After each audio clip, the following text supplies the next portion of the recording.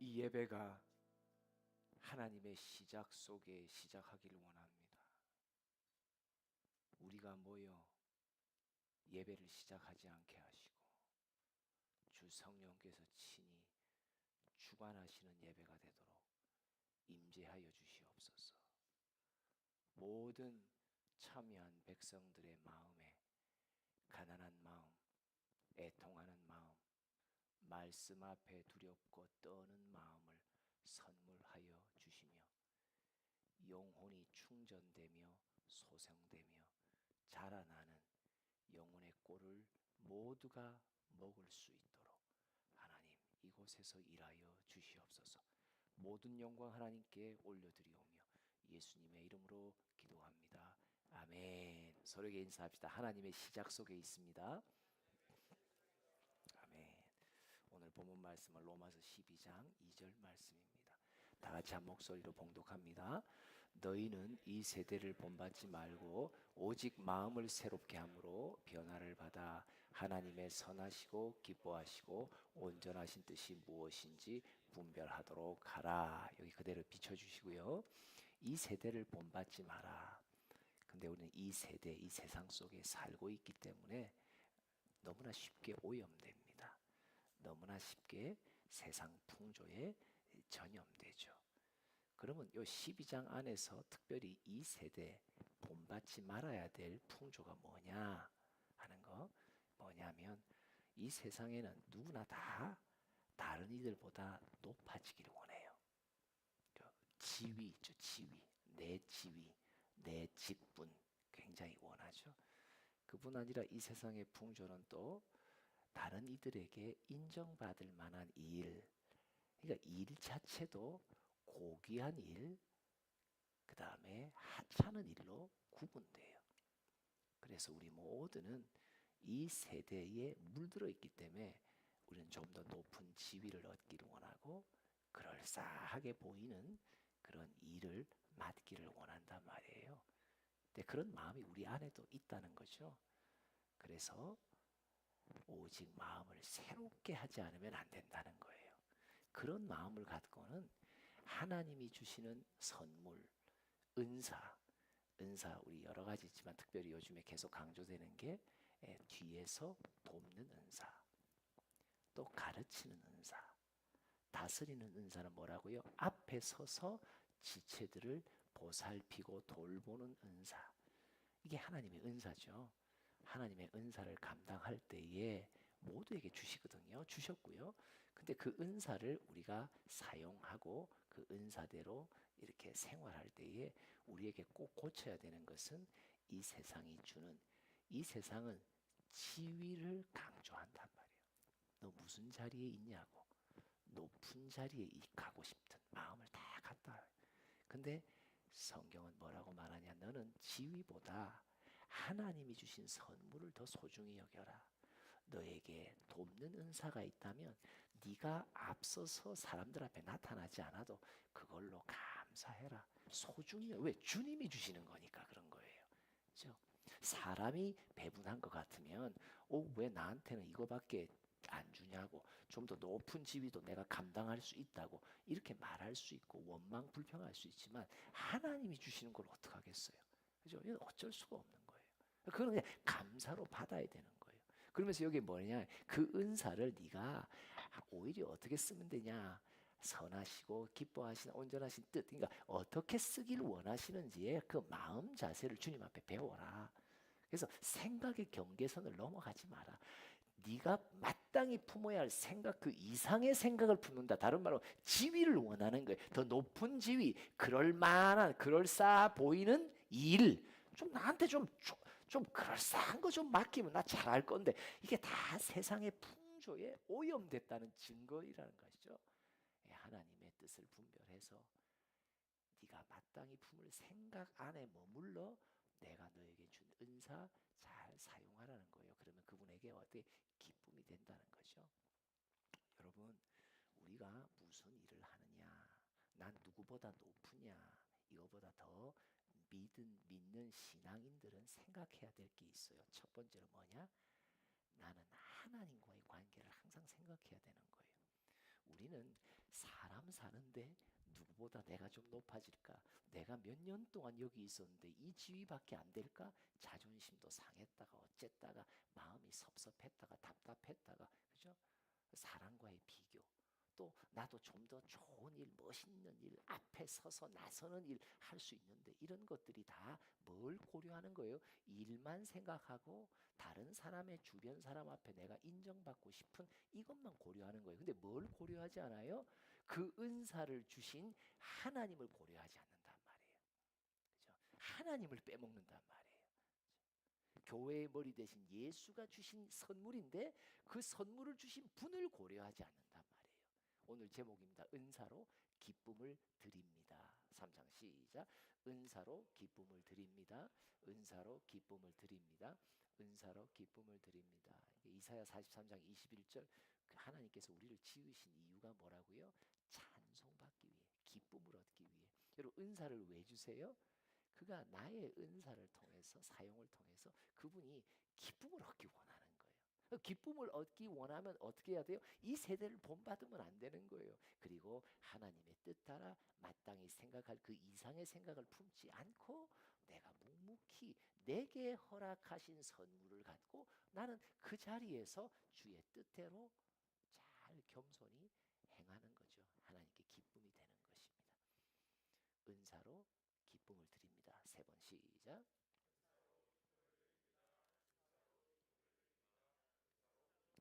지난주에 가르침의 은사에 있어서 우리가 봤던 구절이 마태복음 11장 29절인데 한 번 더 읽어봅니다. 시작. 나는 마음이 온유하고 겸손하니 나의 멍에를 메고 내게 배우라. 그리하면 너희 마음이 쉼을 얻으리라.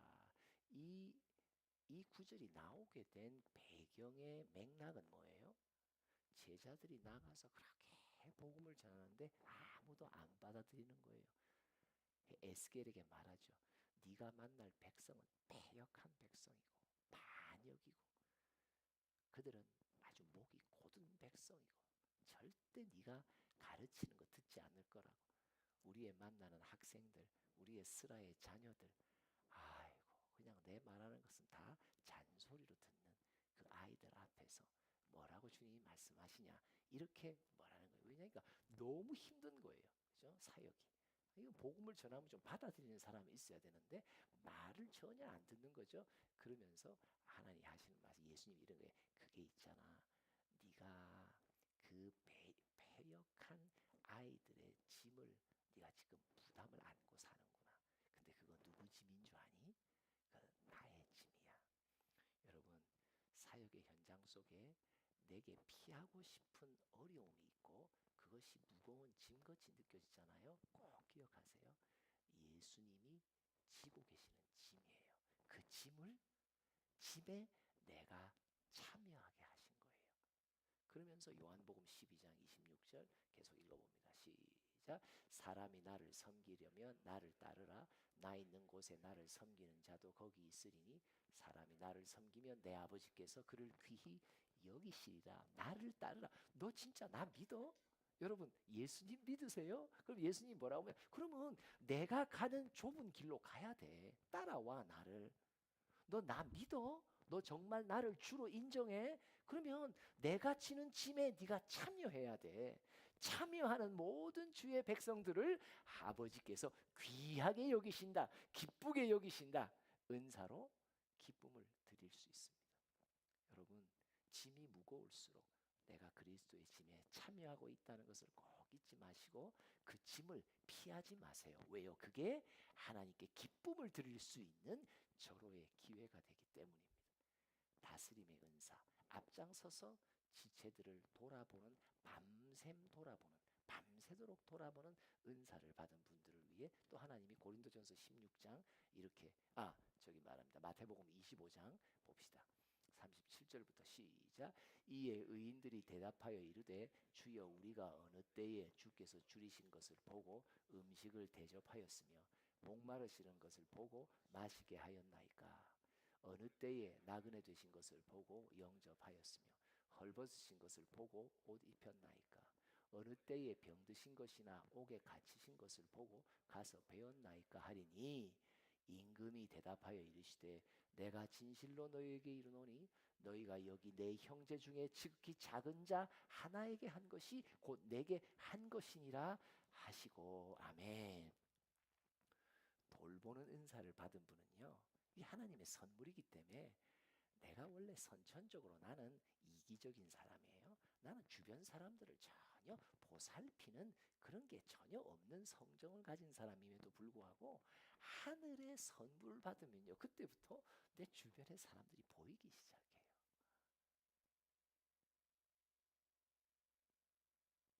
그래서 어떤 유명한 목사님이, 강사 목사님이 오셔서 다 마치고 나가는데, 야, 이 교회가 참 귀하다 하니까 이 목사님이 뭐라고 말씀하신 줄 아세요? 우리 교회에 진정한 다스림을 받은 은사를 가진 이가 있습니다. 여러분, 우리는 앞에서 리더들이 다 그런 은사를 받았다고 생각하죠.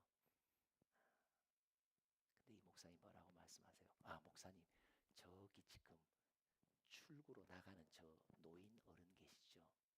저분이 우리 교회 집사님이세요. 근데 저분이 다스림의 은사를 받으셨어요. 저분은 주변의 교인들을 계속 돌아봅니다. 보살핍니다. 그들이 무엇을 필요로 하고 그들이 어떤 아픔 속에 있는지를 그는 정확히 알고 주님 앞에 중보하고 또 구체적으로 찾아뵙기도 하고 전화를 통해 신방도 하시는 분입니다. 그럼 그 교회에 다스림의 은사는 누구에게 주셨어요? 그 한 집사님에게 주신 거예요. 우리는 생각할 때 세상에 갖는 직분이 우리는 다 이렇게 나누어진다고 생각하지만 생각밖에 안 그럴 수도 있습니다. 왜? 하나님의 은사기 때문입니다. 하나님의 선물이 주어져야 됩니다. 내가 리더로 내가 직분을 받았기에 이제부터 한번 주변을 돌아보겠다 해서 되는 일이 아닙니다. 내 의지로 내 결단으로 내가 해야 하니까라는 의무감으로 되는 일이 아니에요. 이거는요, 하나님이 주시는 마음이에요. 그런 거예요. 근데 여기 마태복음 25장에 뭐라고 말했어요?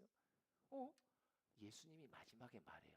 너 헐벗은 자에게 입을 것을 주었어. 목마른 자에게 너 나에게 준 거야. 너 나를 찾아와 줬어. 이분이 황당한 거예요. 당혹스러워요. 아니 주님, 제가 언제 주님을 배웠다고 주님께 이런 것을 했습니까? 하니까 하는 말이 뭐예요? 네가 이 땅에 살면서 네 주변에 이런저런 어려움으로 힘들어하는 지극히 작은 형제 하나에게 한 것이 곧 네가 나에게 한 것이라고. 엄청 중요한 메시지입니다, 여러분. 오히려 예수님은 내 눈에 보기에 존재감이 없어 보이고 아무것도 아니고 사람들의 눈에 하찮아 보이는 누군가를 통해 하나님은 우리의 섬김을 받습니다. 이 세상의 풍조는 섬길 만한 자, 도울 만한 자, 보살필 만한 자, 돌볼 만한 자, 가치가 있는 자를 선택, 골라서 하지만 하나님의 선물을 받으면 신기하게 눈이, 마음이 어디로 가요? 누구든지 상관없는 거예요. 왜요? 다 하나님이 보게 하시고 느끼게 하시고 동참하게 하시는 눈을, 마음을 내게 주시기 때문에 이게 선물이에요. 선물이기 때문에 어쩔 수가 없는 거예요. 아까 그 교회 그 큰 유명한 담임 목사도 그 선물을 못 받으면 못하는 거예요. 흉내낼 수가 없는 거예요. 아무리 수많은 집사님 가운데 한 분이라 하더라도 이미 은퇴하여 노년에 이르는 할아버지인데도 하나님은 그에게 그 은사를 통해 많은 이들을 섬기게 하시는 거예요. 그래서 은사를 사모하세요. 하나님, 저에게 은사를 주세요. 하늘의 선물을 주세요. 그 선물을 받은 자만이 행할 수 있는 능력이기 때문입니다. 나는 지나가는 한 사람에게 따뜻한 한 말을 했는데 나중에 하나님은 이 모든 것을 기억하고 계시고 마지막 나의 마지막 주님의 심판 앞에 섰을 때 너 그날 그때 지나치는 누구에게 따뜻한 격려의 말 해준 거 내가 그거 있잖아 나한테 한 거야. 그거 나한테 한 거야. 그렇게 말씀해 주신단 말이에요. 여러분 은사는 은사로 기쁨을 드릴 수 있어요. 은사로 기쁨을 드립니다. 3장 시작.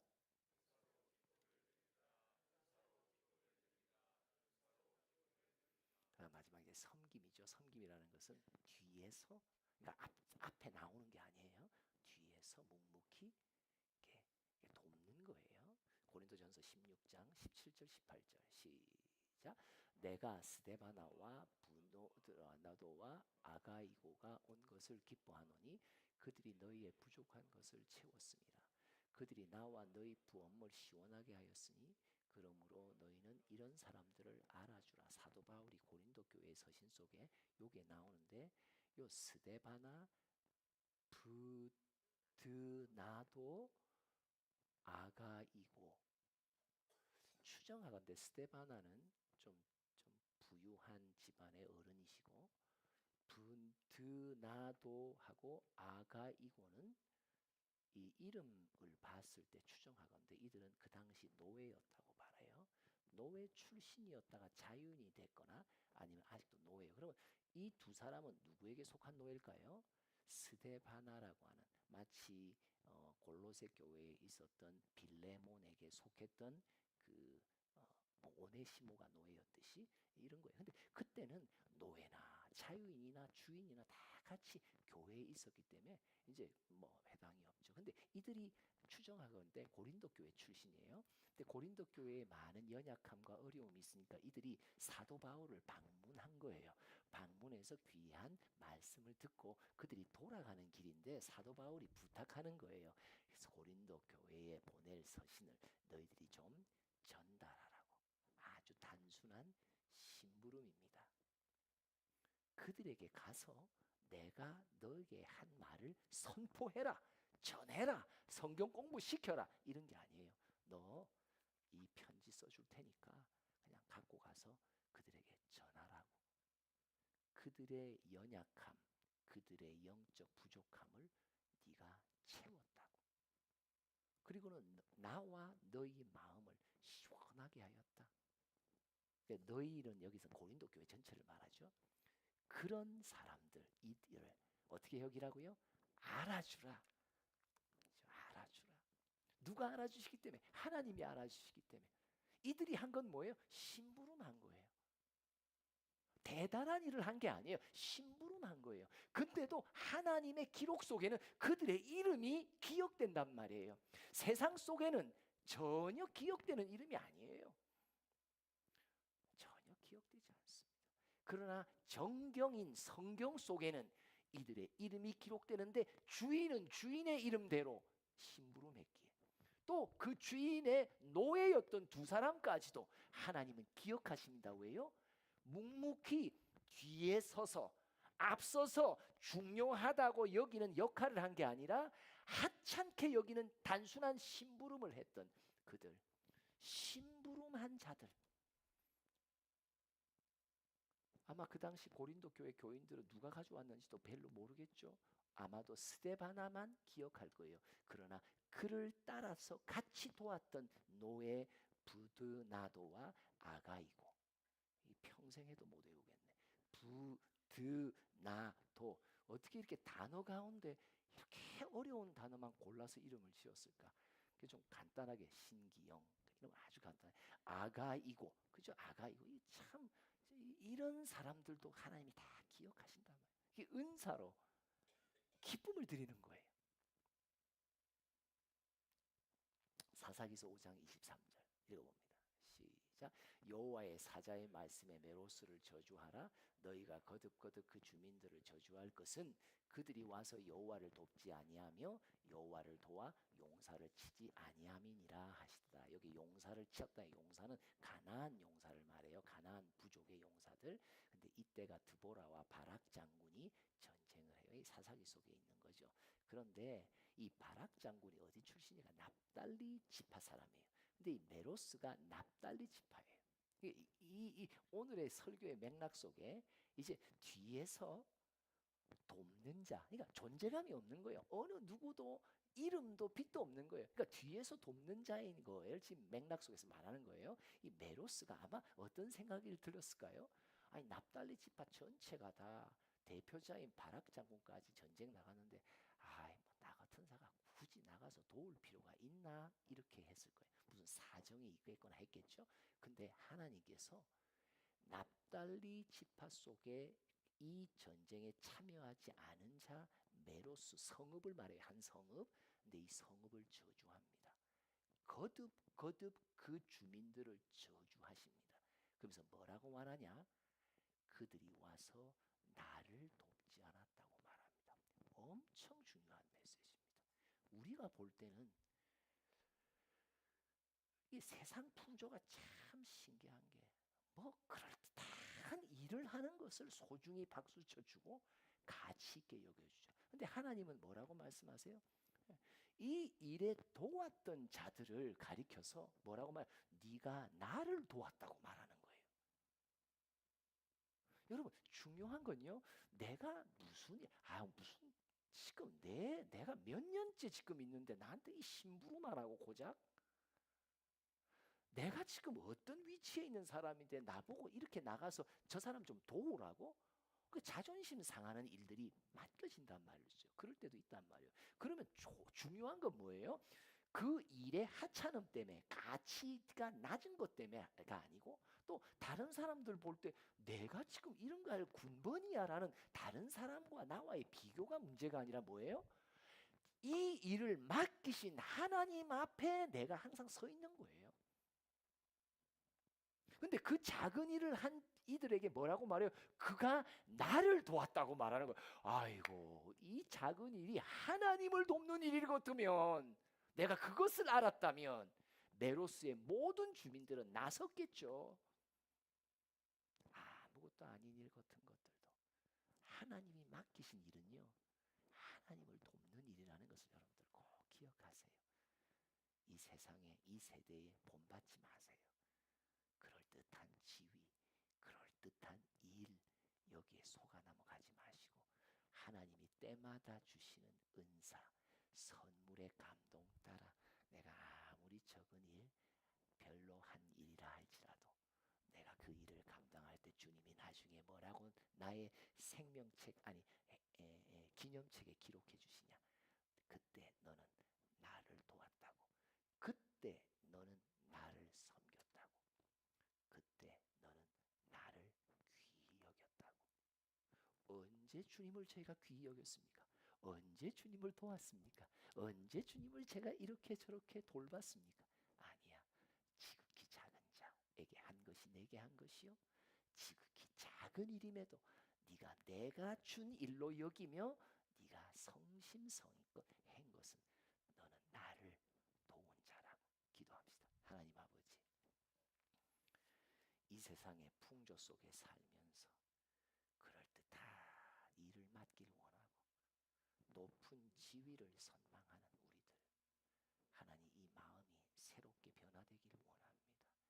주님이 주시는 은사를 주님의 마음의 뜻대로 감당할 수 있도록 나 자신을 부인하며 나의 높아지고자 하는 마음을 내려놓을 수 있는 결단이 오늘 이 시간 있기를 소원하오니 성령이시여 통치하여 주시옵소서. 예수님의 이름으로 기도합니다. 아멘.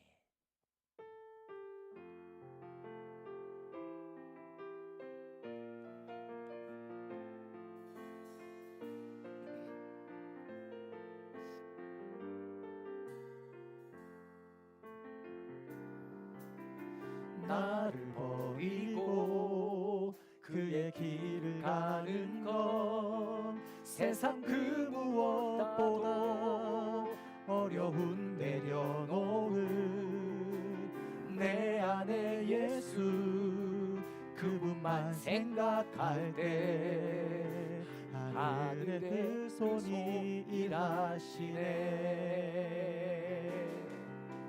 그분의 마음 그분의 시선 그분의 원하심을 내 맘에 두는 것 십자가 그 길 그곳에 나설 때에 주님 나를 통해 우리 1절부터 다시 합니다. 하시네.